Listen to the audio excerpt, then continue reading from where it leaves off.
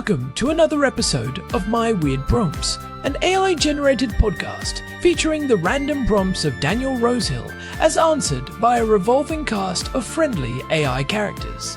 Join us for deep dives into AI, technology, and whatever other random thing Daniel finds fascinating today. Subscribe on Spotify or your favorite podcatcher. Now, today's episode. This episode was generated using artificial intelligence. Please verify facts. Hi there, Herman and Corn. So we had a recent episode about Jerusalem syndrome, and it was a very interesting exploration of this condition. I guess what really struck me was that the incidence isn't actually that high, and as Herman and Corn said, the incidence among people who don't have some prior history of psychosis or psychotic illness, so-called type 3, is actually very low indeed. So that's interesting. It's always good to put these things that receive a lot of attention, especially kind of internet fame, in perspective. But I thought it would actually be a good idea to have a discussion about psychosis and about schizophrenia, because it's one of those illnesses, mental illnesses, that sounds so scary, I guess. And one of the best channels that I discovered on YouTube over the years is a channel by someone called Lauren Kennedy West, and she makes these videos, and I'm not sure how I stumbled upon her channel specifically, because I don't have schizophrenia nor any form of psychosis, but she actually shattered for me a lot of the misconceptions that I think are probably so prevalent about people with schizophrenia, which is that, you know, they're crazy and out of control. And I guess we think the most unkind things. There has been a lot of stigma reduction around mental health, but I think that schizophrenia is kind of the hardest one for people who have maybe depression or anxiety. We might think, well, we're the mild type of mental illness, and schizophrenic that's the real stuff. Of course, every mental illness is its own thing. But one thing I read about schizophrenia once that really surprised me was the incidence. I always would have assumed that this is a really rare syndrome, and I just put it into Google to see did I have that right the first time. The figure I remember seeing before was 1%, which I thought was actually really high, that 1 in 100 people in the population have schizophrenia. But it's not quite that clear. But I see, as always is the case, so much conflicting information. Psychiatrist.com, which I think is actually a pretty respectable website for a practitioner website for psychiatrists, says in an article called "The Epidemiology and Global Burden of Schizophrenia" from 2023, says affecting approximately 1% of the global population, the disorder ranks among the top 10 causes of global disability. This is actually from Gemini, summarizing NIH data, WHO data, Wikipedia, says 0.3 to 0.7%, WHO saying exactly what Gemini said that they said, and NIH exactly, so it's citing it correctly, and Wikipedia also. So regardless of whether we're talking about 0.5% or 1%, it's in that kind of ballpark. And my question is really, when we think about care for our progress that's been made in psychiatry, schizophrenia is probably one of the things that I imagine has been the most transformative, because not medicating depression or anxiety or ADHD or anything wouldn't be terrible and cause a lot of suffering, but in particular when you think about the ability of pharmacotherapy to take someone who has become detached from reality and bring them back is massively powerful. And maybe that's where we see drug therapy as having had the most direct impact. So my question, Herman and Corn, is regarding those estimates for the prevalence. Do you have any information or nuance to share about that? Has it been increasing over time? Is it stable? Some countries more than others?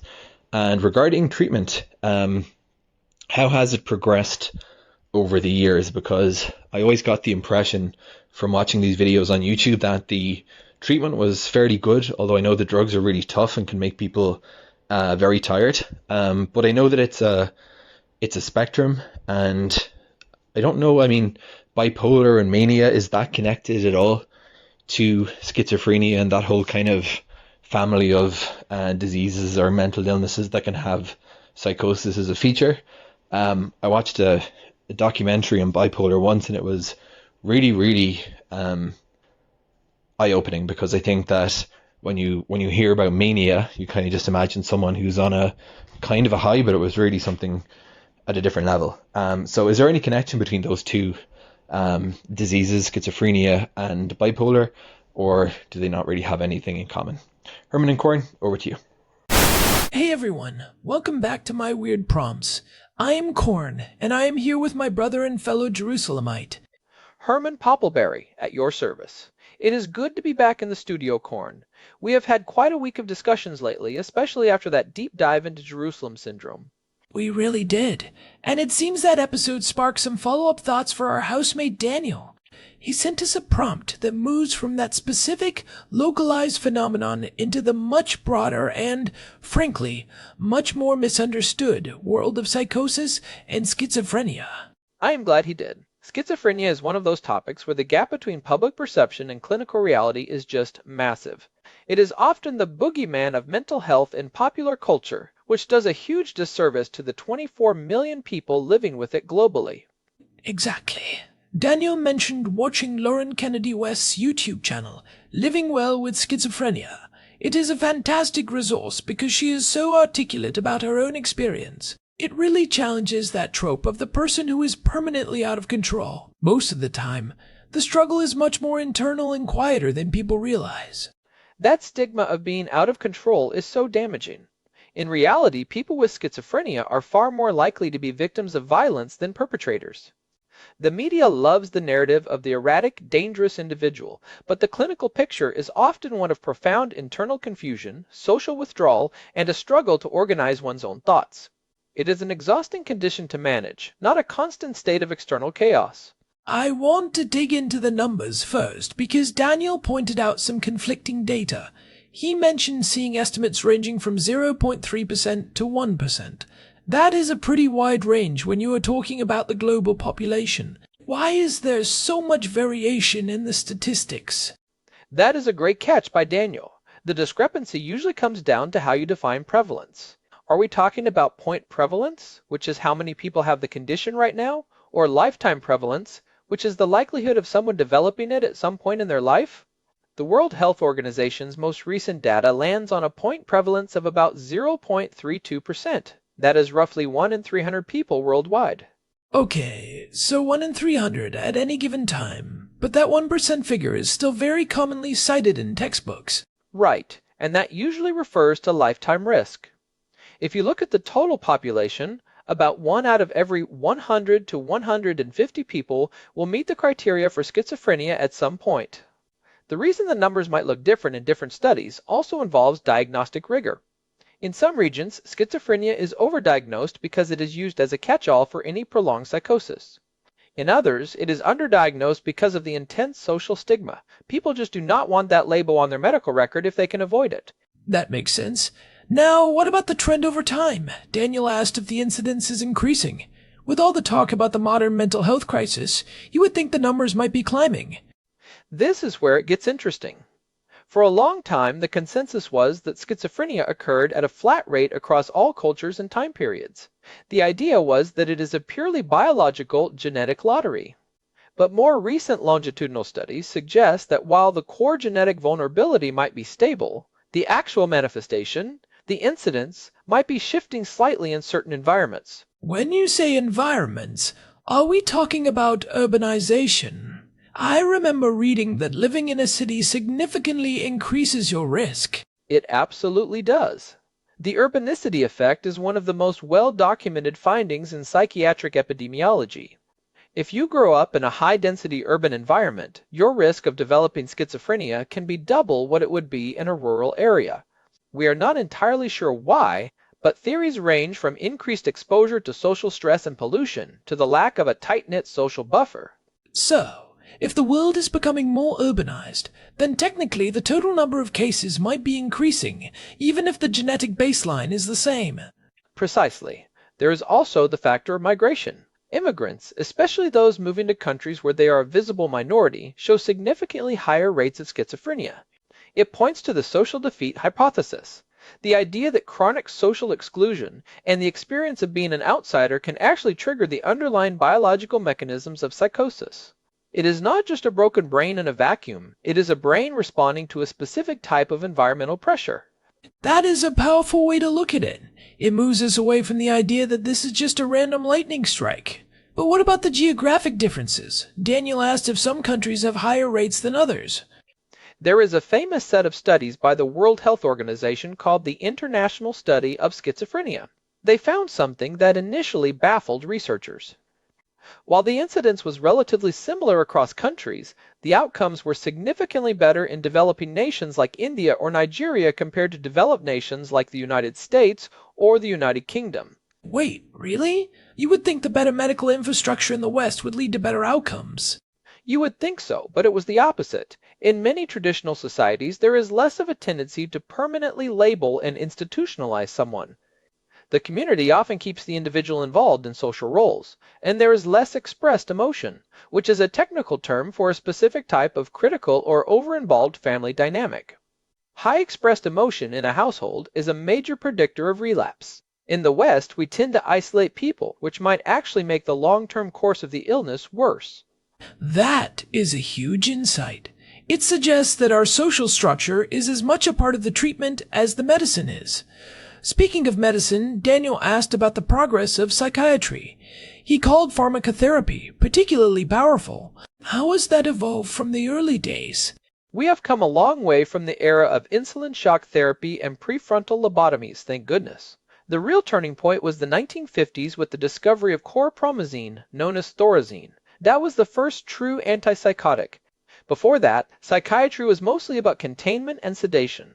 Thorazine actually targeted the symptoms of psychosis. And that led to the dopamine hypothesis, right? The idea that schizophrenia is just too much dopamine in the brain?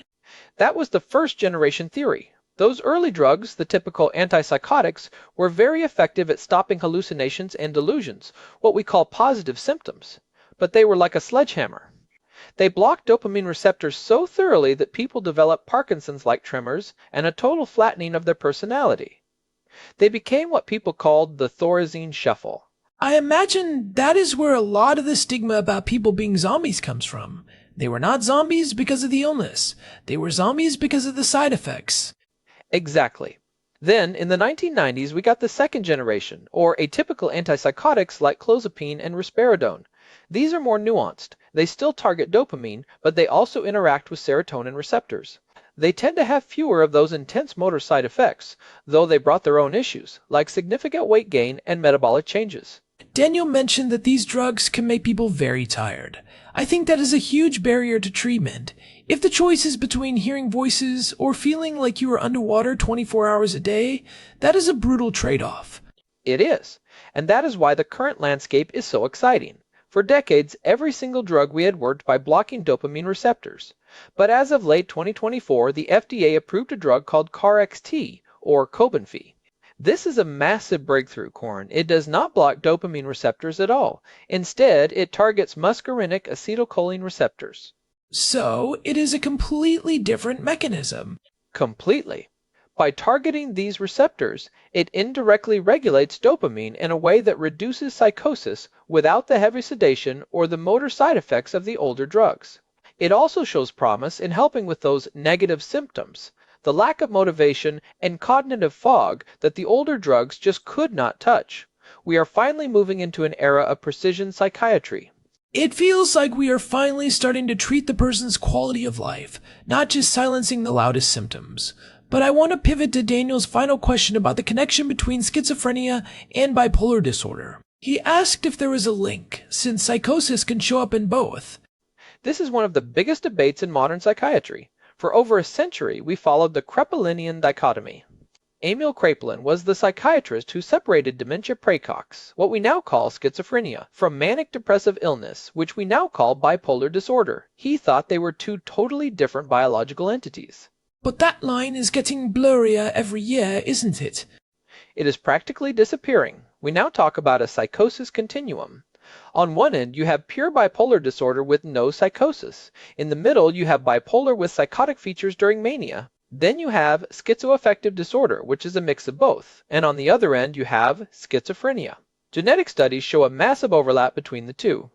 The same genetic risk factors that might make one person develop bipolar disorder could make their sibling develop schizophrenia. So it is more like a spectrum of severity, or a spectrum of how the brain handles emotional and sensory regulation. That is exactly how many researchers see it now. Psychosis is not a disease in itself. It is a symptom that the brain's reality testing mechanism has gone offline. In mania, your mood is so elevated that your thoughts start racing out of control, and eventually they can break away from reality. In schizophrenia, the break from reality is the primary feature, often without the extreme mood swings. But the underlying biological vulnerability, the fragility of those neural circuits, is very similar. It makes me think about how we categorize these things. We love to put things in boxes, but the human brain does not always respect those boundaries. If you are a clinician, how do you even tell the difference if someone comes in during a psychotic break? It is incredibly difficult. Often, the only way to tell is time. If the psychosis only happens when the person is incredibly high or incredibly low in mood, you lean toward bipolar. If the psychosis persists even when their mood is stable, you lean toward schizophrenia. But even then, the treatment often looks similar. We use many of the same antipsychotic medications to treat acute mania as we do for schizophrenia. That is fascinating. It really reinforces the idea that we are treating symptoms and systems rather than a specific, isolated disease. I want to go back to the idea of misconceptions for a second. Daniel mentioned how Lauren Kennedy West's videos challenged his views. What is the one misconception that you think is the most important to clear up for people? For me, it is the idea that schizophrenia is a progressive, degenerative brain disease from which there is no return. We used to call it a graveyard of the mind. But the data shows that about 25% of people who have a psychotic break will recover completely and never have another one. Another 50% will significantly improve with treatment and live very full, independent lives. Only about 25% have a chronic, difficult course. The idea that a diagnosis of schizophrenia is the end of your life is just statistically false. That is such an important point. It is not a life sentence. And I think that connects to what Daniel was saying about people being out of control. If we view it as a manageable condition rather than a permanent state of insanity, the way we treat people in our communities changes. We stop fearing them and start supporting them. Exactly. And that support is the biggest predictor of success. If you have a job, a place to live, and people who care about you, your brain is much more resilient.